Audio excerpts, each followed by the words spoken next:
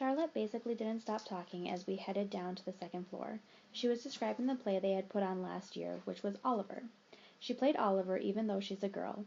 As she said this, she pushed open the double doors to a huge auditorium. At the other end of the room was a stage. Charlotte started skipping toward the stage. Julian ran after her and then turned around halfway down the aisle. "Come on," he said loudly, waving for me to follow him, which I did. There were like hundreds of people in the audience that night, said Charlotte, and it took me a second to realize she was still talking about Oliver. I was so nervous. I had so many lines and I had all these songs to sing. It was so hard. Although she was talking to me, she really didn't look at me much. On opening night, my parents were all the way in back of the auditorium, like where Jack is right now. But when the lights are off, you can't really see that far back. So I was like, where are my parents? Where are my parents? And then Mr. Resnick, our theater arts teacher last year, he said, "Charlotte, stop being such a diva." And I was like, okay. And then I spotted my parents and I was totally fine. I didn't forget a single line. While she was talking, I noticed Julian staring at me out of the corner of his eye. This is something I see people do a lot with me. They think I don't know they're staring, but I can tell from the way their heads are tilted.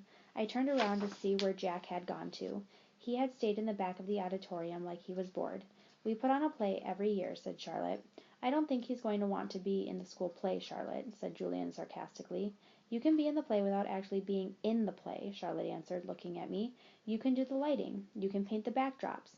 "Oh yeah, whoopee," said Julian, twirling his finger in the air.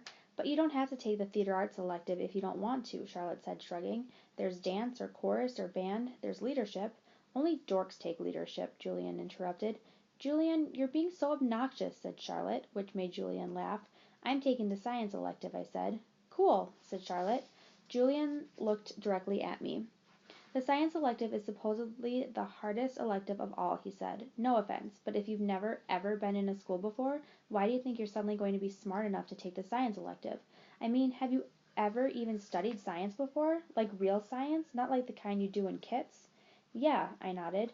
"He was homeschooled, Julian," said Charlotte. "So teachers came to his house?" asked Julian, looking puzzled. "No, his mother taught him," answered Charlotte. "Is she a teacher?" Julian said. "Is your mother a teacher?" Charlotte asked me. "No," I said. "So she's not a real teacher," said Julian, as if that proved his point. "That's what I mean. How can someone who's not a real teacher actually teach science?" "I'm sure you'll do fine," said Charlotte, looking at me. "Let's just go to the library now," Jack called out, sounding really bored. "Why is your hair so long?" Julian said to me. He sounded like he was annoyed. I didn't know what to say, so I just shrugged. "Can I ask you a question?" he said. I shrugged again. Didn't he just ask me a question? "What's the deal with your face? I mean, were you in a fire or something?" "Julian, that's so rude," said Charlotte. "I'm not being rude," said Julian. "I'm just asking a question. Mr. Tushman said we could ask questions if we wanted to." "Not rude questions like that," said Charlotte. "Besides, he was born like that. That's what Mr. Tushman said. You just weren't listening." "I was so listening," said Julian. "I just thought maybe he was in a fire too." "Geez, Julian," said Jack. "Just shut up." "You shut up," Julian yelled. "Come on, August," said Jack. "Let's just go to the library already." I walked toward Jack and followed him out of the auditorium. He held the double doors open for me, and as I passed by he looked at me right in the face, kind of daring me to look back at him, which I did. Then I actually smiled. I don't know. Sometimes when I have the feeling like I'm almost crying, it can turn into an almost laughing feeling, and that must have been the feeling I was having then, because I smiled, almost like I was going to giggle. The thing is, because of the way my face is, people who don't know me very well don't always get that I'm smiling. My mouth doesn't go up at the corners the way other people's mouths do. It just goes straight across my face. But somehow Jack Will got that I had smiled at him, and he smiled back.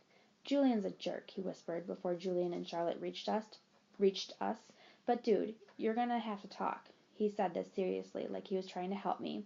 I nodded as Julian and Charlotte caught up to us. We were all quiet for a second, all of us just kind of nodding, looking at the floor. Then I looked up at Julian. "The word supposedly, by the way," I said. "What are you talking about? You said supposedly before," I said. "I did not." "Yeah, you did," Charlotte nodded. "You said the science elective is supposedly really hard. I heard you." "I absolutely did not," he insisted. "Whatever," said Jack. "Let's just go." "Yeah, let's just go," agreed Charlotte, following Jack down the stairs to the next floor. I started to follow her, but Julian cut right in front of me, which actually made me stumble backward. "Oops, sorry about that," said Julian, but I could tell from the way he looked at me that he wasn't really sorry at all.